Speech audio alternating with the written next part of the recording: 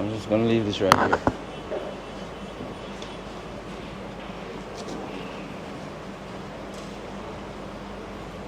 Sovereign and most righteous Father,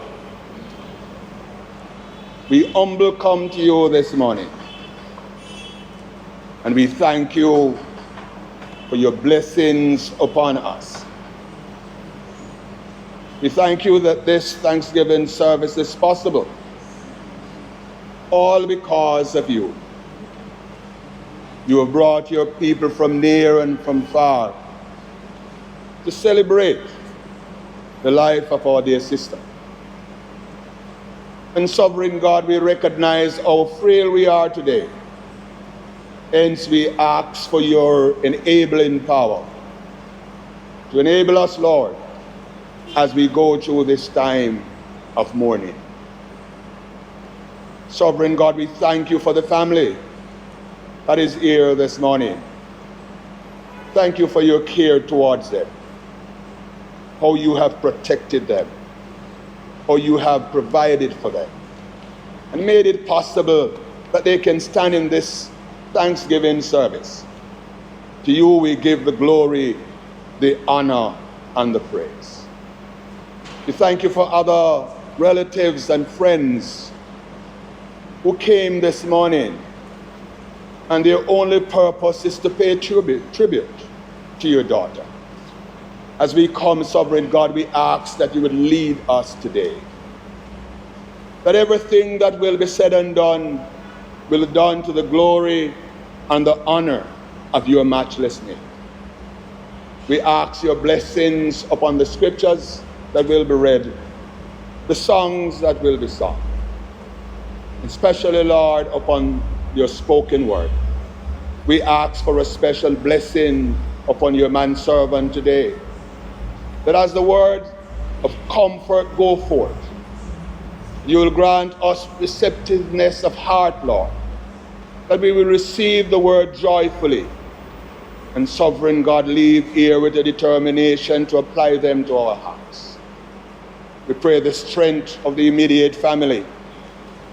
For the next week, the next month will be difficult. When the reality strikes that mom and grandma is no longer here. But Lord, you have reassured us. Lo, I am with you always, even to the end of the world. And we have confidence this morning that no matter how difficult the pain is, that you will undergird them, sovereign God, with your strength. And in moments of mourning, Lord, that you will reassure them that you work together all things for their good. Bless, continue to lead us, direct us, and just glorify yourself in today's worship as we surrender everything completely and totally into your hand. For these mercies we ask with thanksgiving. In the name of Jesus Christ, our Lord.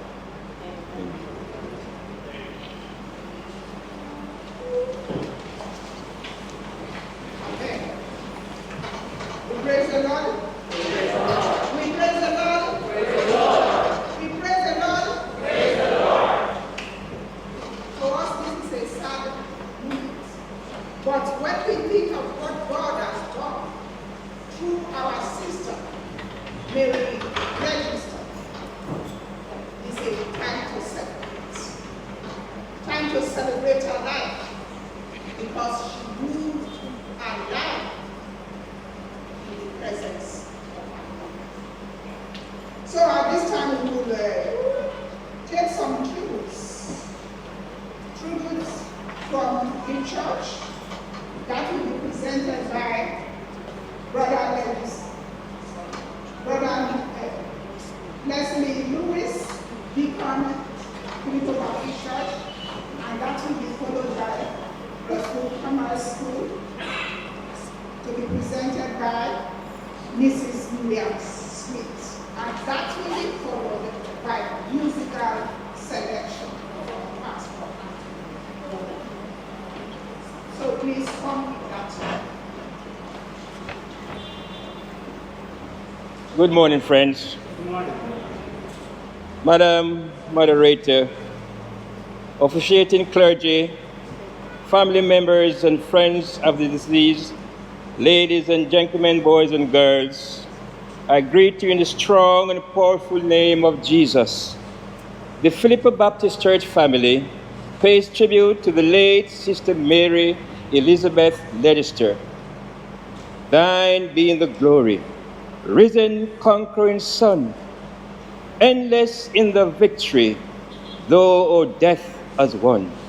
Angels in bright raiment rolled the stone away, kept the folded grave clothes where thy body lay.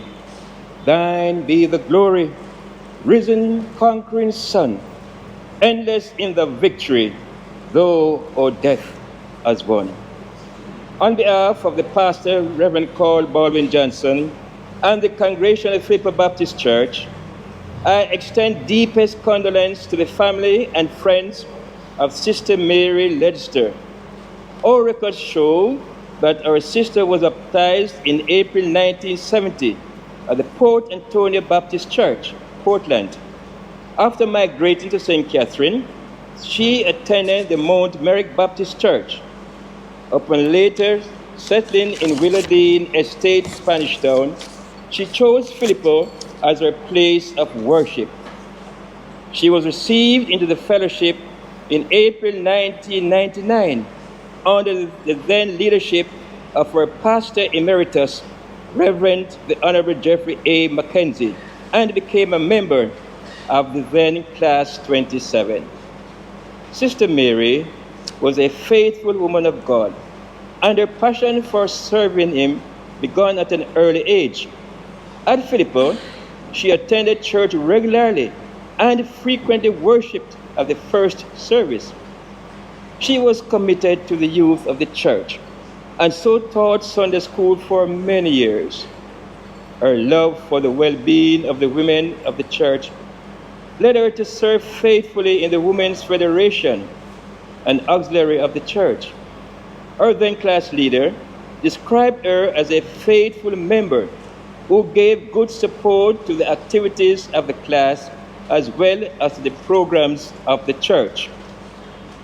This was also evident in the support and care she gave to her late husband, Deacon Paul Ledgister. They would often be seen traveling together to church and worshiping together. It was observed that her love and care for him was manifested during the time of his illness and subsequent passing. Sometime after the passing of her husband, she eventually migrated to Canada to be near her relatives. Sister Mary is remembered as a loving and caring church sister and friend. She had a pleasant disposition and a winsome smile that warmed the hearts of those around her. As we bid farewell, let us carry her legacy of love and faithfulness in our hearts. Losing someone we care about is one of the hardest things we can face in life, but God's word provides comfort that will guide us through the dark and sorrowful times. The entire Phillipo family offers our heartfelt condolence and assurance of our prayers to our children, grandchildren, and other relatives in this time of loss and bereavement. Even as the family circle is broken and there is a missing link, we pray that you will be bonded together in unity and love. May the faith and love by which she lived live on as joyful memories in the lives and actions of those she loved and influenced. We thank God for her life. May light perpetually shine upon her. Sleep on, Sister Mary, sleep and take your rest.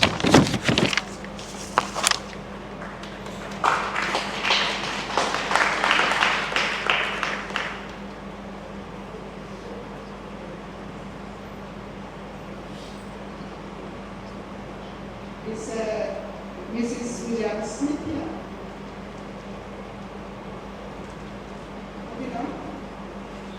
We now take the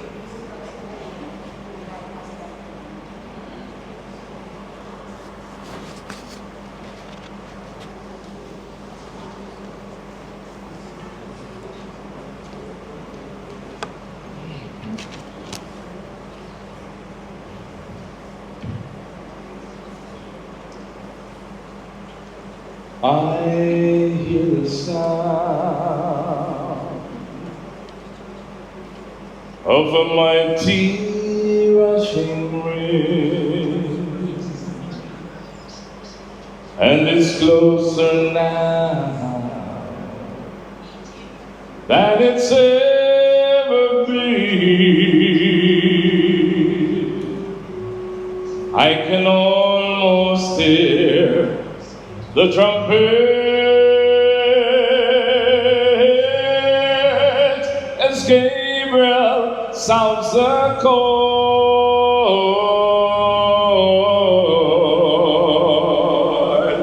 and at the midnight cry, we'll be going home.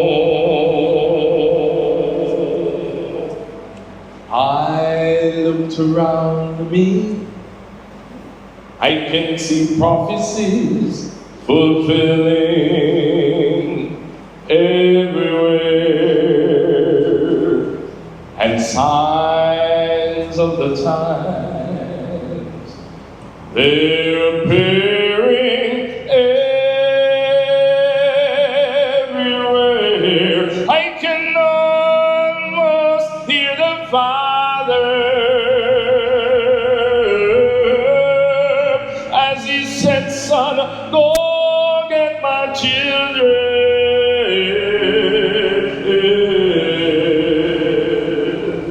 And at the midnight cry, the bride of Christ will rise when Jesus sets out on the clouds to call his children. The dead in Christ shall rise to meet him in the air, and then those that remain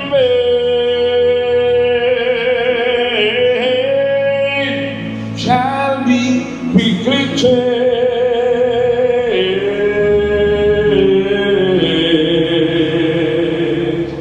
at the midnight cry. We'll be going home.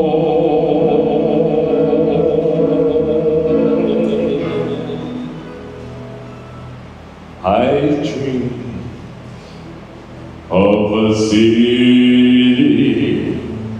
called glory. It was so bright and so fair.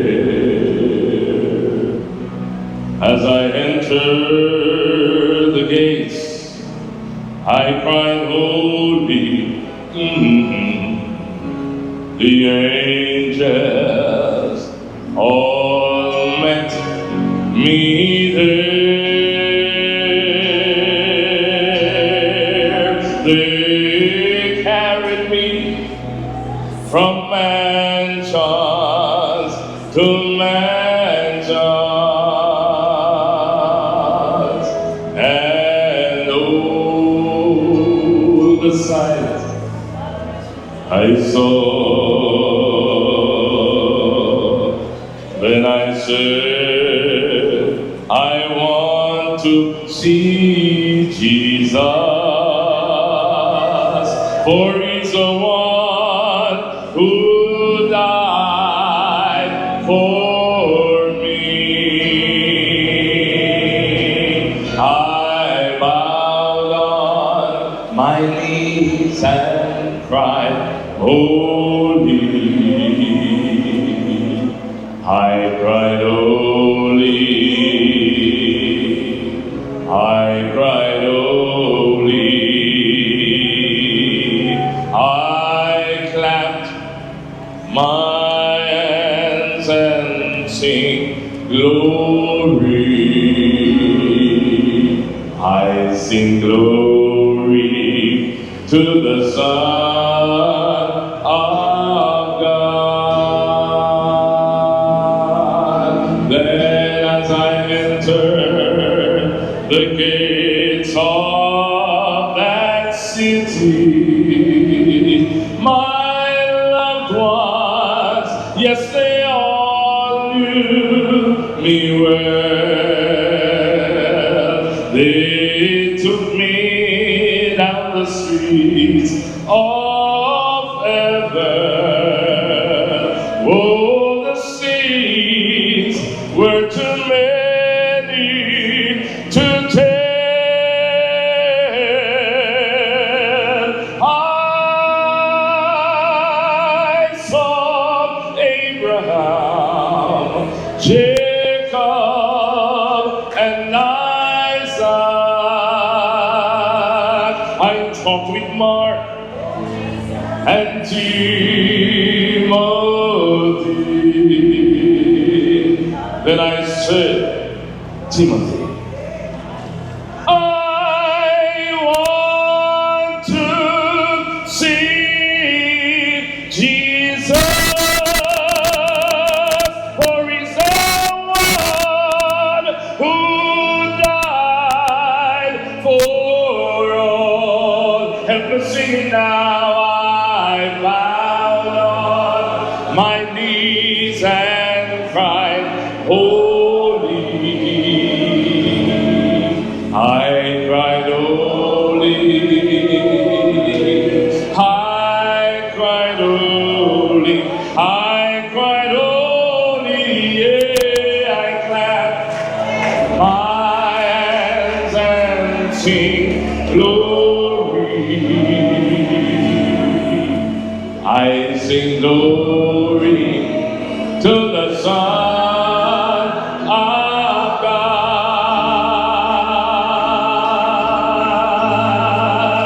I sing glory to the Son of God. If you know the Lord is keeping you, what are you worried about? If you know the Lord is keeping you, why don't you sing and shout? Glory, hallelujah, praise his name. Every day is not the same. If you know the Lord is keeping you, what are you worrying about? Yes, now, if you know the Lord is keeping you, what are you worrying about? If you know the Lord is keeping you, yeah, oh, why don't we sing and shout? Glory, hallelujah, praise his name. Every day is not the same. If you know the Lord is keeping you, what are you worrying about? Amen.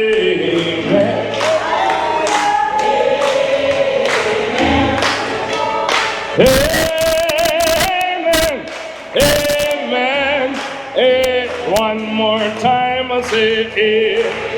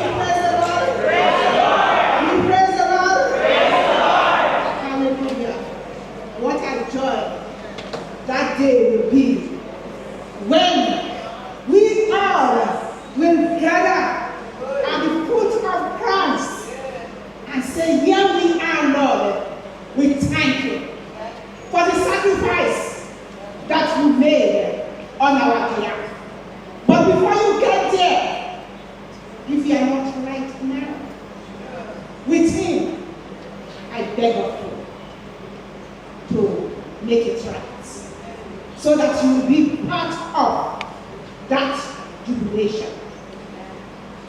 Amen? We're now going to remembrance.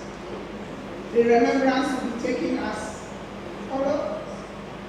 Reverend Samuel Bryan, brother, God, Trump, son, Terence, Trump, son, Chadwick, Ledgister, son. Please come in that order.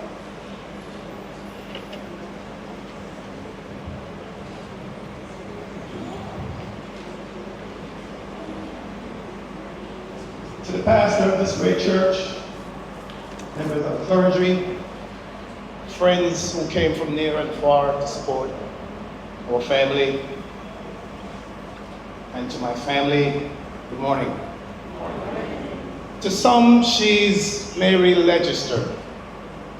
She's a mother, grandmother. She was my sister. We grew up in a small family. She's the first of 2 children that our parents had. I remember growing up when my sister started dating. Back in those days, there were no cell phone, etc. She would give me a little note. I didn't know what was in the note, but later on, as I got older, it was a love letter. I don't remember who the person she was dating at the time, but that's when she first started dating. Time went on, my sister, she passed her scholarship exam and she went to Excelsior High School in Kingston. And I remember her coming back to the country on weekend and teaching me how to do my subjects. She was very, very good in math. Later on, as life would have it, where when I finished school in Connors, Ginger Ridge, she wanted to make sure that I received the same exposure to higher learning, and she took me from Connors and brought me to Kingston. That was my sister. When I finished high school in Kingston, she made sure I landed a job with the fire department here in Spanish Town. That was my sister. 40 years ago when I got married in Willoughby. My wife is sitting right there. That was my sister. Opened her door again. Because we couldn't afford to get a catering place at the time. That was my sister. Almost 37 years ago when I migrated to the United States, there's never a week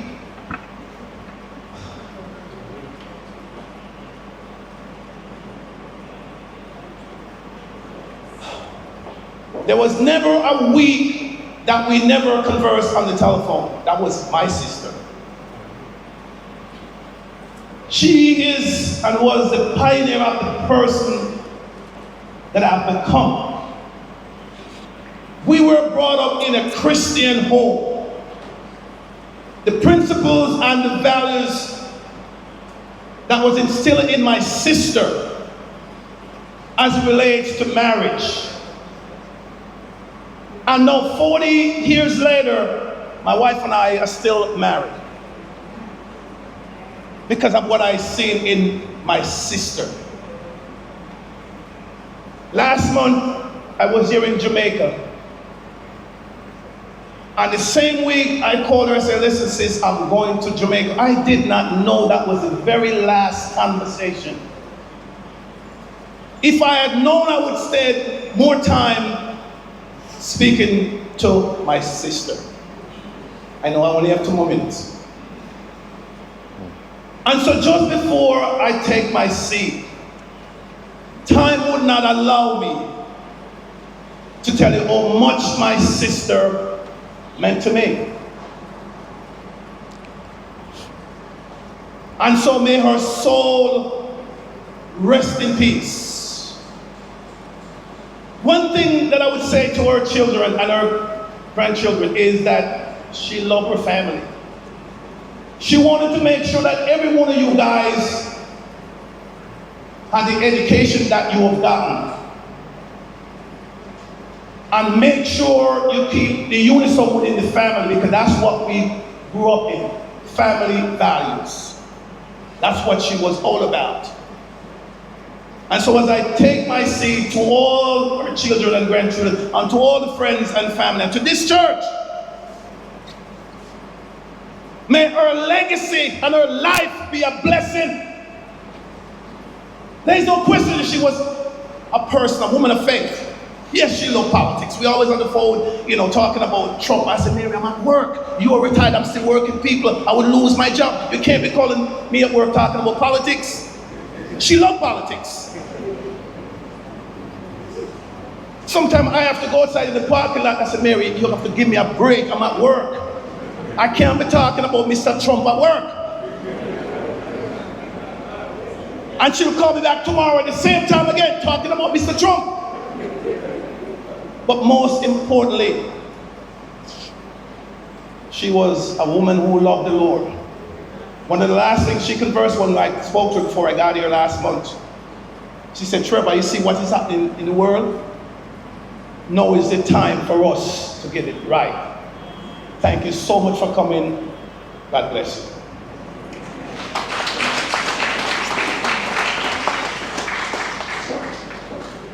Good morning, church. I know my uncle eloquently spoke about his perspective from his sister. I'll speak on a different perspective, a perspective of mom. One of the main things with our mother is her culture and her tradition. As my uncle spoke about, she believed in values. I strongly believe that's why she became a teacher. The importance of passing on values, tradition, and culture. Mom worked at the Russell Primary School for over 15 years. As a teacher, I see some of the Russell family there.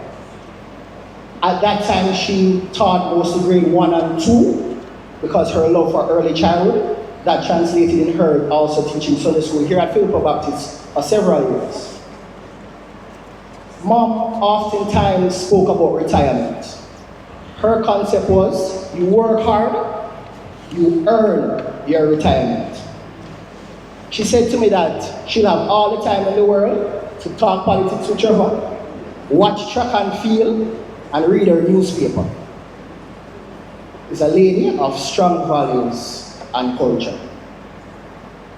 In 2018, she hit a stumbling block on that retirement with the loss of my dad. I still remember the day that we went to the hospital when they pronounced him dead and asked the family to come in. I was in tears. I lost my dad. This was my first experience dealing with death. She looked at me, even told, fear expression, Chadwick, it's going to be okay. I have done this once, and I can do it again. In 2018, later that year, she also faced some health struggles. She had a stroke, and still her determination, her resilience stood forth. She battled her challenges, she faced them head on, and she made the best of it. So I leave with you, church. It is important to maintain values, culture, and tradition, and to pass it on so it's not forgotten. Thank you very much.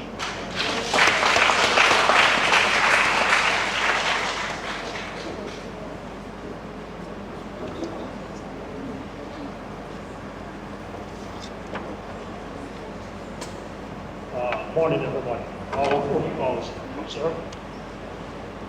As Trevor said, and Chadwick, Mom was just Mom.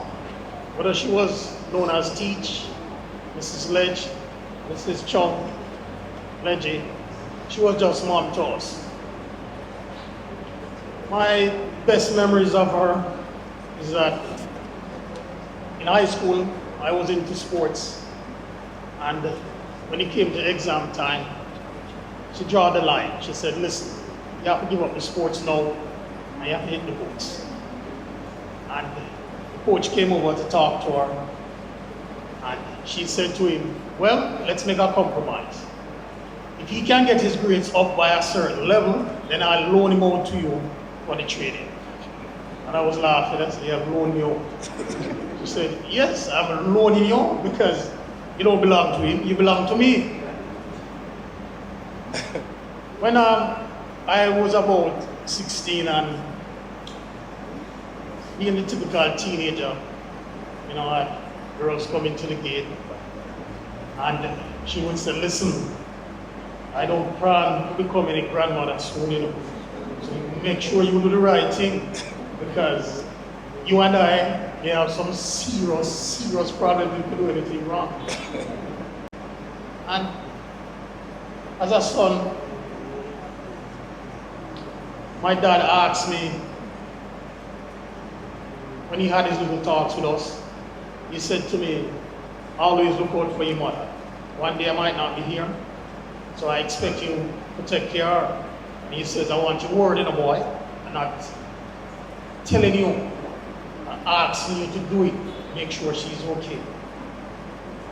And like Trevor and Chadwick said, she always loved the politics. So she'd call me as well, and she'd ask me what the JLP and the PMP doing. She'd be so in tune with track and field. And my wife there, Johnny, she'd call her during boys' champs, and she and her would sit and discuss. If Edwin Allen didn't take it home this year again for the girls, or if Calabar again beat KC, and she was just into it. She loved life.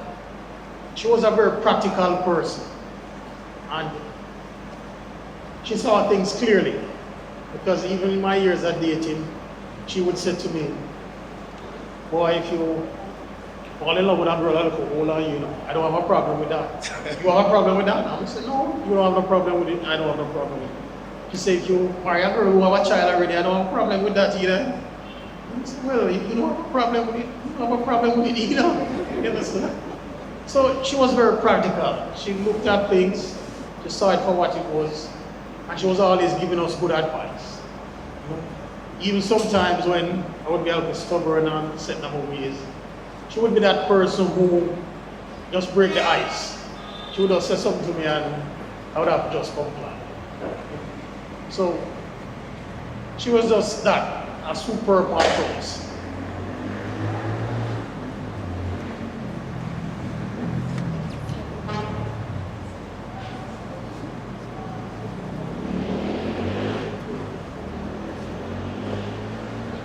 Good morning, everyone. So in August of 2022, Mom migrated to Canada.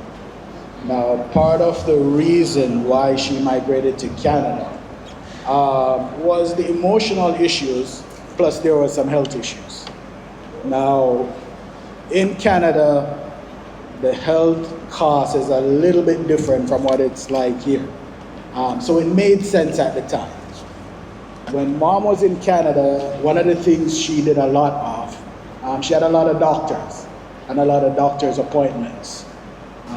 So she had a family doctor, she had a thyroid doctor, she had a calcium and bone density doctor, she had a neurologist, and she had a kidney doctor. So between me and Chadwick, we managed the doctor appointments and the lab appointments and all of that stuff. On one appointment with her thyroid doctor, the thyroid doctor told her that the thyroid glands, and this was learning experience for me as well, wasn't working the way it should. And his recommendation was that she should do a surgery and remove the thyroid glands. Her response to him was that she'd rather take a prayer than take a surgery. And that was the last time I saw the thyroid doctor. That one we scratched off the list, no more thyroid doctors. She also attended, she continued with her church life, and she attended Phillipo Baptist Church. When she was able to in person, because the weather also in Canada is a little bit different from what it's like here. So whenever she didn't attend in person, she attended virtual. At Bramley, they were also in transition. So there was a pastor there, Pastor Steve Adams, that she liked from day one because he said something that resonated with her. He said, in life, have a soft heart and an open hand. And that always resonated with her. Not the heart to be hard and the hands closed. So from day one, they hit it off. He was also a storyteller, and she loved that about him. And one Sunday, he told a story about a young boy in Florida, and I know there are people here from Florida, but the young boy was playing in the backyard. And while he's playing in the backyard, the mom is watching him through the window. And as he's playing, he wandered off. And as he wandered off, the mom noticed there was an alligator approaching him.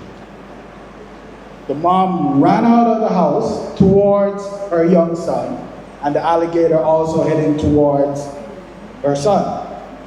Both got there at the same time. The alligator gripped on one part, the mom gripped on the other part. And both were pulling. Now in Florida, and if I'm wrong, I can be corrected, they have different laws there, where I think they call it kidnapping. So a stranger was passing by and he dealt with the alligator. Many years later, they were interviewing the young man. And it's a little bit of an urban legend in Florida. They call him the alligator boy. And the reporter said to him, "Can I see the marks on your legs left by the alligator?" And the young man said, "No, you don't want to see that." And he said, "Why?"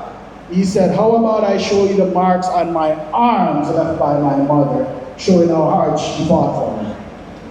That story resonated with mom, because she said that Sunday, and I don't know if Tracy remembered, that's how she fought for her kids.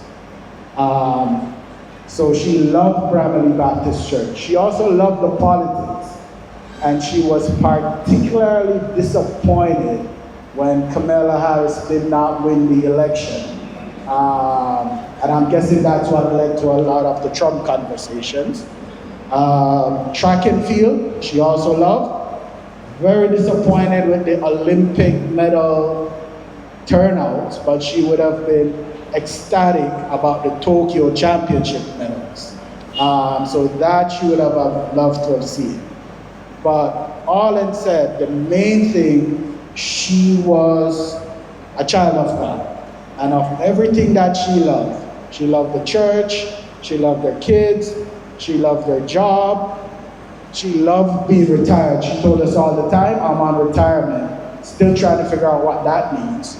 But most of all, she loved Jesus. And that's what gives me the comfort today, knowing that she loved Jesus. Thank you.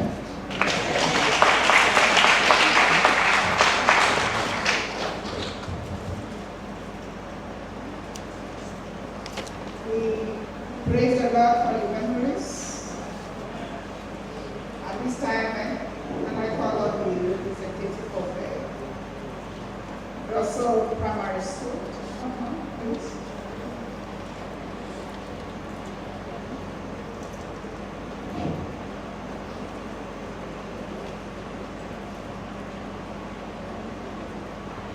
Good morning, church. We are here to celebrate the life and legacy of our beloved teacher, Mrs. Ledgister.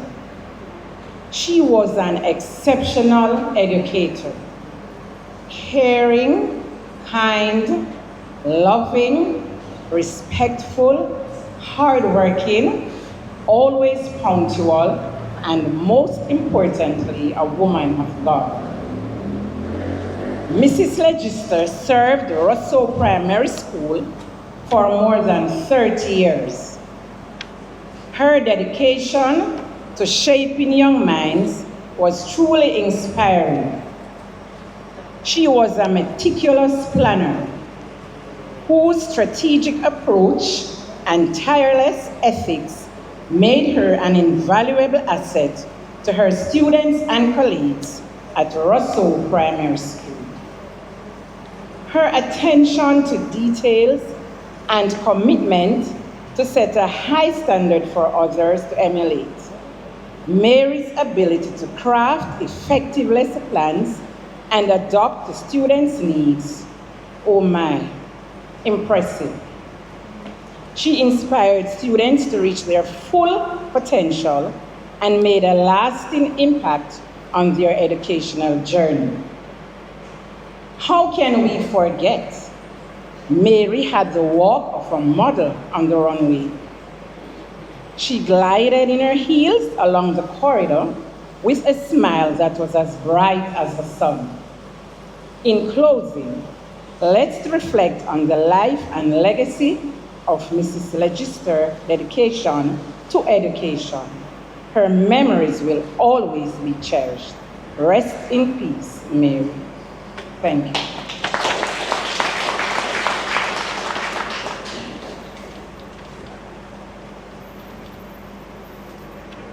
Thank you all for those who have participated so far with the programs.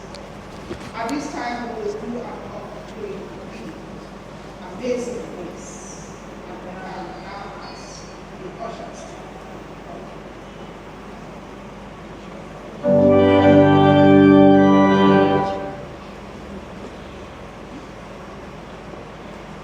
Ushers, please come.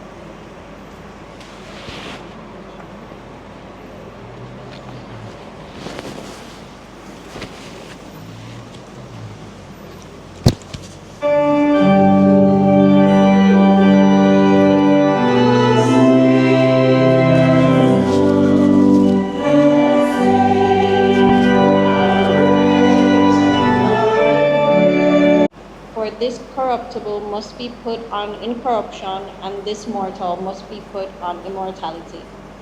So when this corruptible shall have put on incorruption, and this mortal shall have put on immortality, then shall be brought to pass the saying that is written, Death is swallowed up in victory. O death, where is thy sting? O grave, where is thy victory? The sting of death is sin, and the strength of sin is the law. But thanks be to God, which give us the victory through our Lord Jesus Christ. Therefore, my beloved brethren, be ye steadfast, unmovable, always abounding in the work of the Lord, for as much as ye know that your labor is not in vain in the Lord. This is the word of the Lord.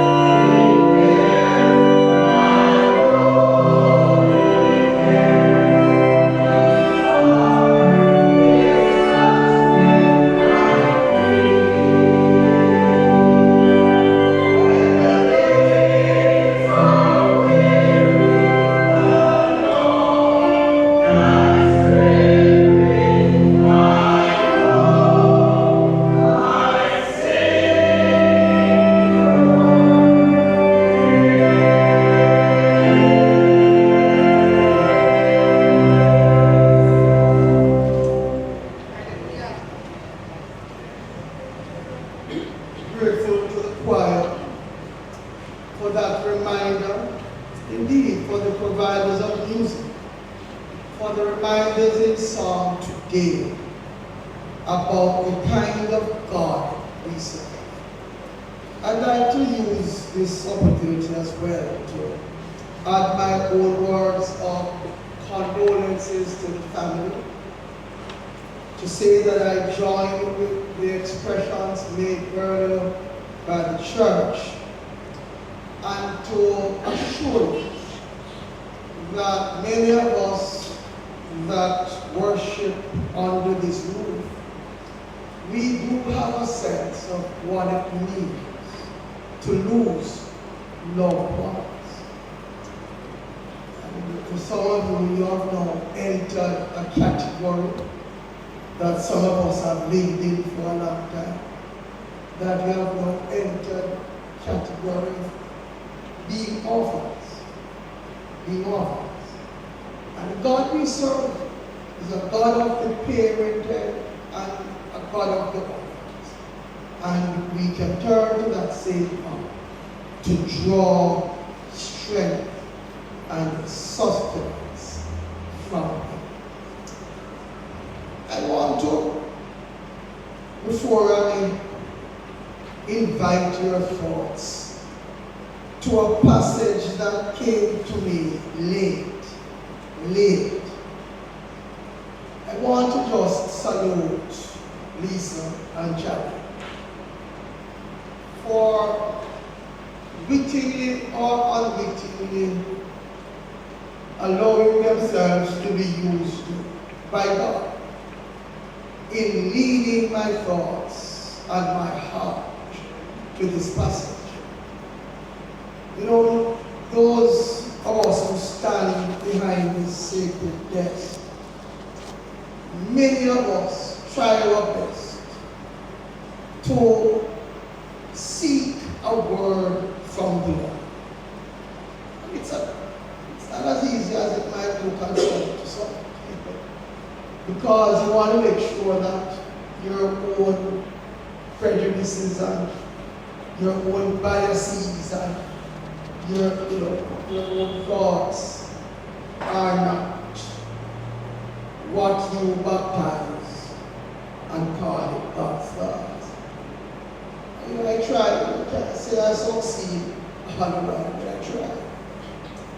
I was having a struggle how to learn the Lord of Eve until Wednesday. And sometimes you have to learn to just wait on the Lord. On Wednesday, when I met Charlie and Lisa, and they blessed me with perspectives of their mother, that it is out of that discussion, that engagement, that the Spirit winked at me and said, tell you, I wouldn't leave you now for sin. Here is what I want to just hold up a little bit. So I'm going to preach something that came out of the conversation. But I'm also grateful for, those who spoke mainly from the family perspective, because when I learned that Mary migrated in 2022, I started to get a little nervous, as I assumed pastorate here October 2021, and it was COVID. So I started to wonder if my presence drive away. But Charlie in particular assured me, why she was, she loved the Lord. She was, the word you used, which I don't think you remember, she was enamored. Well, I was standing to rescue me. Because I was wondering if it's me driving around. And then when I hear you describe her as a lady who loves politics, I say, what am I, woman? Because you can't be a Christian and don't love politics. The church will tell you that. I mean partisan politics. I mean the true meaning of politics, which is the people's business. Police, people, the people's business. You can't have no Christian and don't try to divide the mama's life between church and politics. If you love God, you have to love people. And if you love people, you have to be interested in how people are being treated. Yes. What am I here to do? So I was happy. Only thing that, the human part of it was listening. He never said it, and I respect it and salute you. He said she was a little disheartened when Kamala lose. But he never ventured to say what you think she would feel.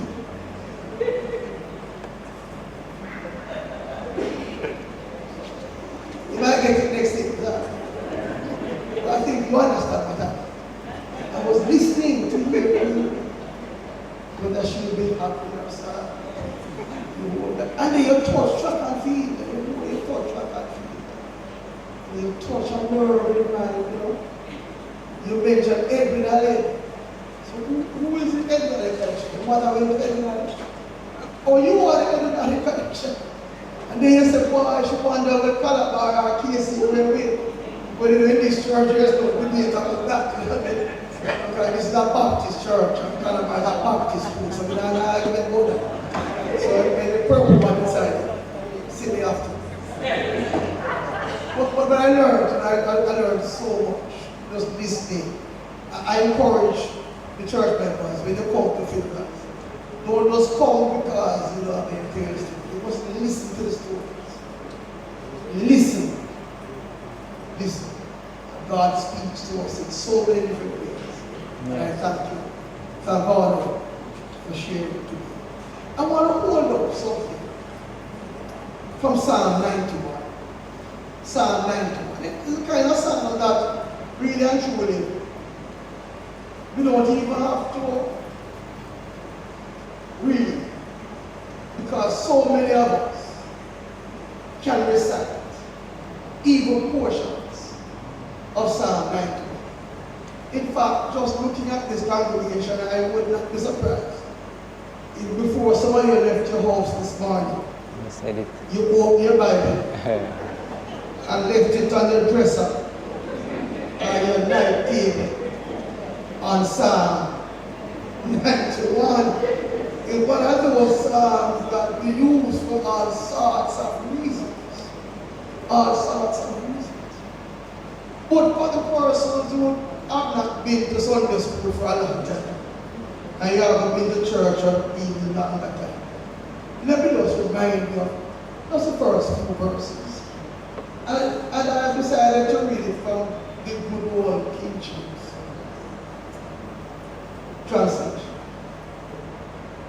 He that dwelleth in the secret place of the Most High shall abide under the shadow of the Almighty. I will say of the Lord, He is my refuge and my fortress, my God. In Him will I trust. Surely He shall deliver thee from the snare of the fowler and from the noisome pestilence. He shall cover thee with His feathers, and under His wings shalt thou trust. His truth shall be thy shield and buckler. Thou shalt not be afraid for the terror by night, nor for the arrow that flieth by day, nor for the pestilence that walketh in darkness, nor for the destruction that wasteth at noonday. That's it. The word of the Lord. Let me tell you how I came to hear this. Let me tell you how I came. As you share snippets of your mom's life, captivated came from the lips of Lisa. You took me, you transported me to that faithful time, painful, horrific time, when your father was cut down. And you told me that your mother, seeing the gunmen coming, took you and told you to hide under the bed, to keep quiet. And a picture of your mother came to me. A picture of mothers came to me. That reminded me about our God. Our God. I think on occasions like this, some of us get the plot twisted. On occasions like this, we cross a thin but serious line.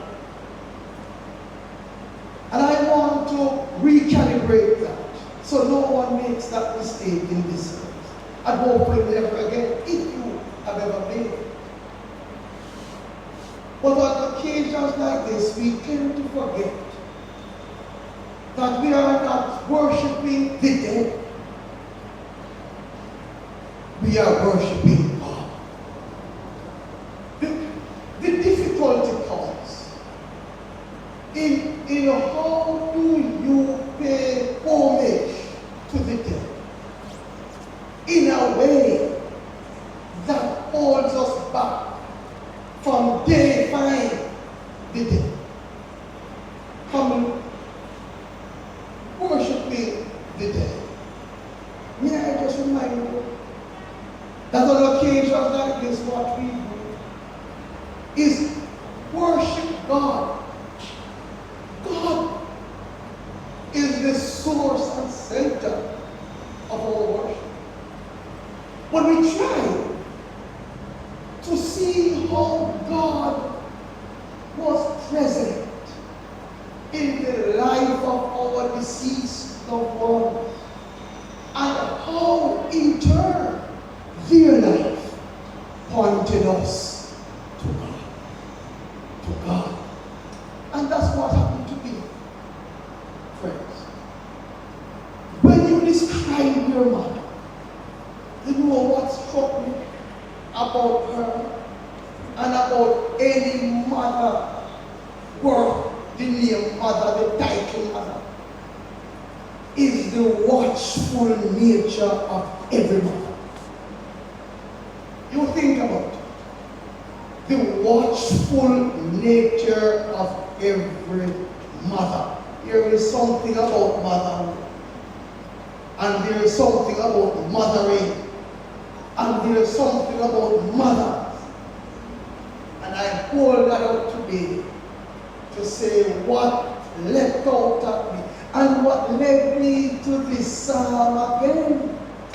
For this psalm is about the watchfulness of God.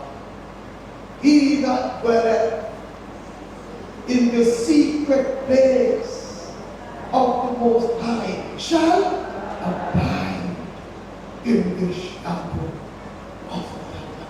A God who watches us and even they never told us which of the sons were talking about from Trinity. I had to be guessing as to his daughter and whose parents, but I don't know. They never said I am, you know. Well, I know Trevor was because he said it. But if you listen to everyone that talk about his mother telling him, man, you get yourself in trouble. Watchfulness is a mother, you know. It's a mother who puts you under the bed. A mother who even when you think they're not seeing you, they see you. A mother who can and pick out your cry amidst hundreds of babies crying. They can hear our cry and know the difference. And it just landed me back into celebrating the kind of God we serve. Oh, keep your laugh. None of the speakers tested the patience today. And because of that, I won't test yours. I won't test you. I'm going to just leave 3 little words with you. That on an occasion like this, that Mary has summoned us here. That Mary has brought us here to come and we say farewell to Mary. What we can take away from this service is not really about Mary, it's about God. How Mary's life pointed to God. How Mary's life reflected God's movement in her life. What about God? That I would like you to feel. Freely to feel. Freely to feel. PFI. PFI. Protection. Faithfulness. Identity. Let's check out those things. Protection. Because some of your mind may wonder, so by the time you wonder, I'll come back to serve and finish. PFI. Protection, faithfulness, identity. Look at it for yourself. When you go home, a lot of pastors are here. Read when you go home again. He that dwelleth in the secret place of the Most High shall abide under the shadow of the Almighty. The watchfulness of the Almighty. And if we are abiding under the shadow, under the watchful eyes, in the presence of the Almighty, tell me, aren't you realizing that if God is watching over us, we are protected? We are protected. No evil can harm us, but God can prevent. And anything that touches us, God can defend us. No, about that. But that even when the worst is happening, we know God has not abandoned us. That's why we can sing lustily, my hope is in, and nothing less than Jesus' blood and righteousness. I dare not trust the sweetest thrill, but only lean. Some of you only know the chorus. On Christ, the solid rock, God protects us. God watches over us.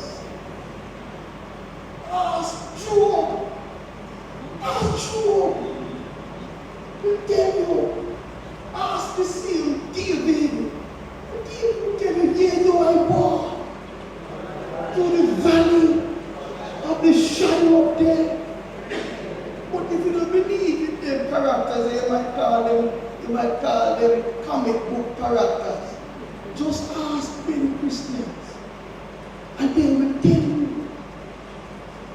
And for those who remember family, remember your mother, your sister, your grandmother. Remember her testimony about the protective nature of our God, whose eyes are always on us. It's a PFI. Protection. Fearfulness. Watchful. Watch. One of the things that we can say about mothers, again I make the disclaimer. I don't talk about those who want to give birth, I talk about mothers. And not everybody who give birth is a leave that mothers. Mothers. One of the things about mothers, I discovered this in my own life, and you may live it. You see your mother's love in good times or bad times. Even when you break their heart, a mother's love. A mother's love.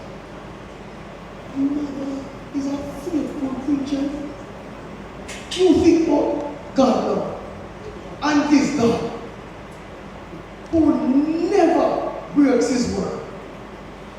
This God, when we're in the presence of God, under the watchful eyes of God, we can rest confidently in the faithfulness of God. God is who God says God is, and God will do whatever God says God will do. That is why God's words are yea and amen. God is not a flip-flop God. God no hide him and liquid. You know, we have some people, you have to watch how they turn your back to you. That's not God. That's not God. In fact, I want to say something that this is really not part of the sermon. It's really not careless moment of this. And yes, you will have something to pray with God about. You know, one of the things I want to see a man who Sister Mary couldn't stop. See a little man there. One of the things about him. So what you want to say about him? He never tricked you. He did not trick you. He told you exactly what he was going to do. So you say, all them people that know who are fret and things. Let us say, you don't have no pity for someone. Because the man said, he will make you. He said, no, I know you're going to lick me. Then they come back to me. God is a faithful God. And part of what this service, I hope, will do is that it will encourage us to put our lives in the hands of a God we can trust, who is faithful. The God who promised us never to leave us nor forsake us. So Charlie, you know, I said to you, boy, I wonder and I think about you. You were at home with Mom, I think about you.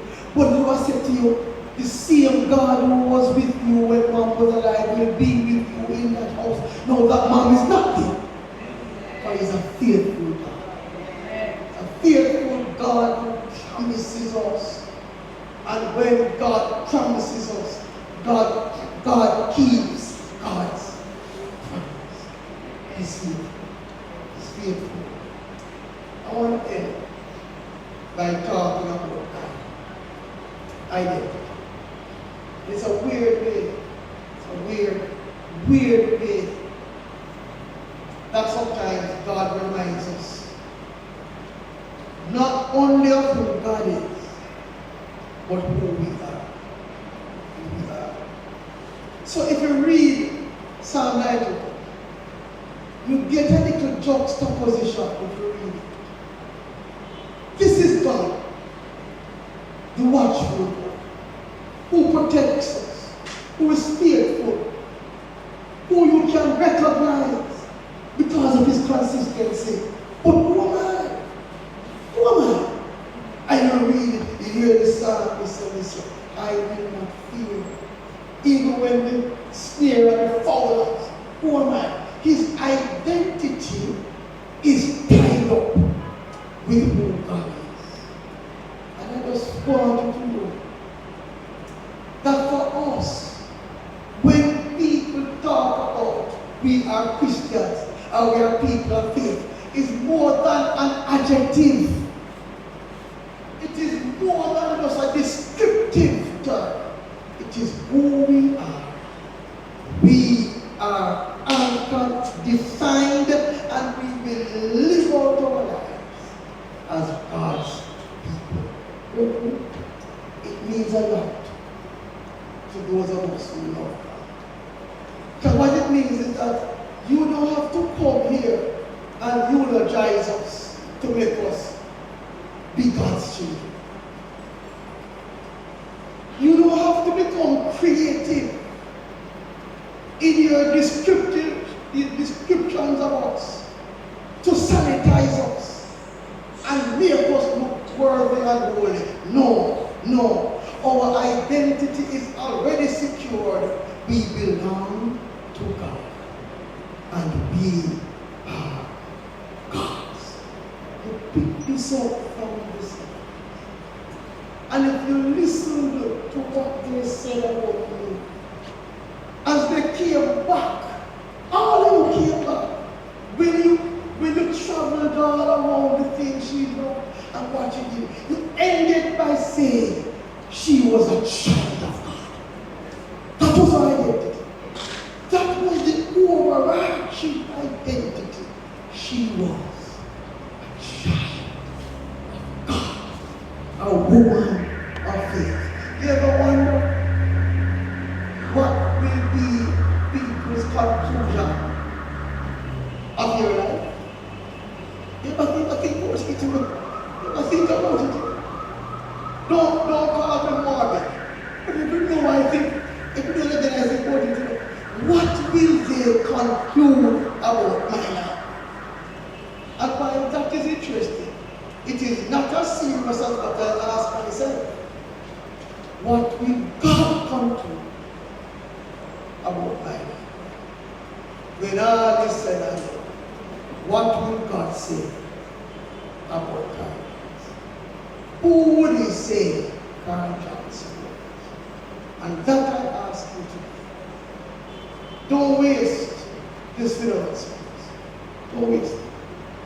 Ask yourselves this question as you. In Jesus' name we pray. Amen. Let us pray.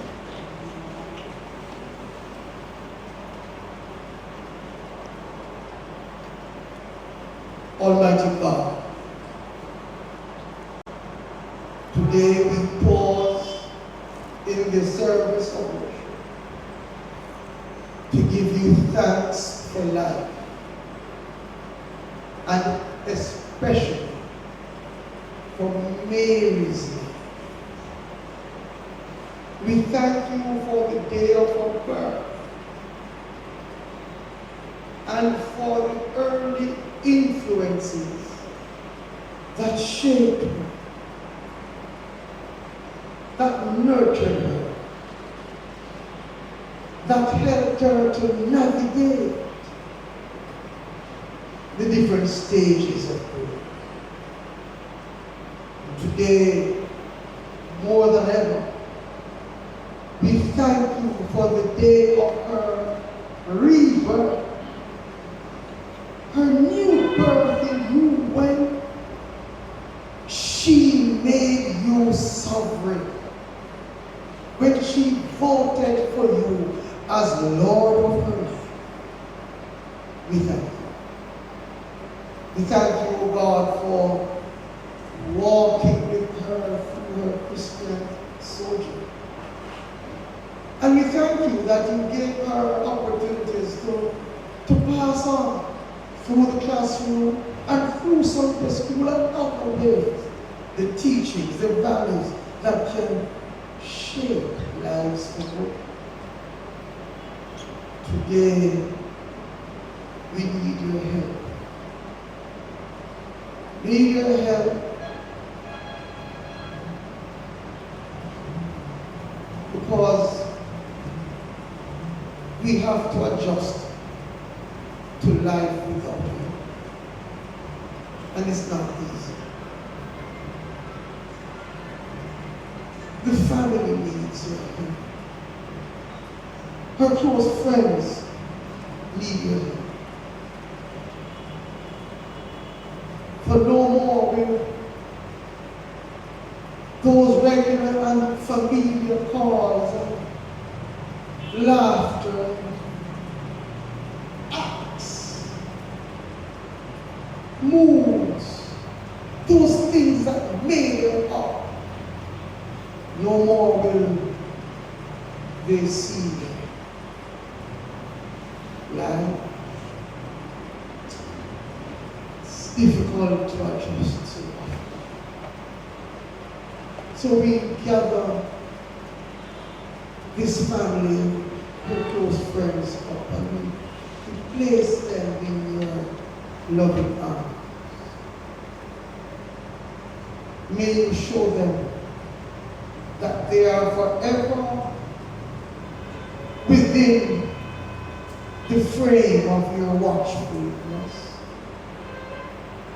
that you will protect them, that you are faithful to them, that they can find who they are in you and through you. Lord, when their knees wobble, when their heart feels overwhelmed, when their minds become confused and their eyes shed tears, lead them to the rock that is higher than they are, and remind them of God that they can hide under your shadow. So be with all of us now, as we take our leave from this sanctuary, and for those who head to the place of final rest, travel with us, and be with us, especially at those closing minutes, when the finality, Lord, the finality begins to sink. Cover us, enfold us, embrace us, and encourage us. Hear us, we pray. In your name. Amen. My friends, we have come to this aspect of the service of Thanksgiving. We will continue this service at the place of interment, which is Dovecot number 2. I'm going to ask you, I know the family has made some provision for those who have come to be refreshed. I think they have adopted, they have chosen the grab and go methodology, so that ought not to delay or detain us too long from making our way to the Lord. As I have said at almost every funeral that I attend here at Phillipo, may I encourage those who are going to the place of interment to be as sensitive and as supportive as possible when we are there. It's a difficult, and I make no bones about it. It's not the fact of that. And people handle it different. But be thoughtful, be sensitive, be supportive as we travel with the family and stand. We will end this part of the service in this way. In a short while, I shall invite those who are able to start to do so. And I will offer a final commendation and blessing. Then I'm going to ask you to remain standing. And the team from the funeral home will come to escort the casket behind the leaders of the service, myself and Deacon, Sonron. Those who have been named as pallbearers, I'm going to ask you to meet us at the entrance of the sanctuary. That is not here, but where you see my fingers pointed straight down to that door facing the pulpit. Because there you can begin to move at verse 2 of the recessional hymn, which is my eyes have seen the glory of the coming of the King. When the pallbearers get there, then you will take custody of the casket and escort it to the hearse. I hope all minds are clear. And on the assumption that all minds are clear, I invite you all to stand for the final communion.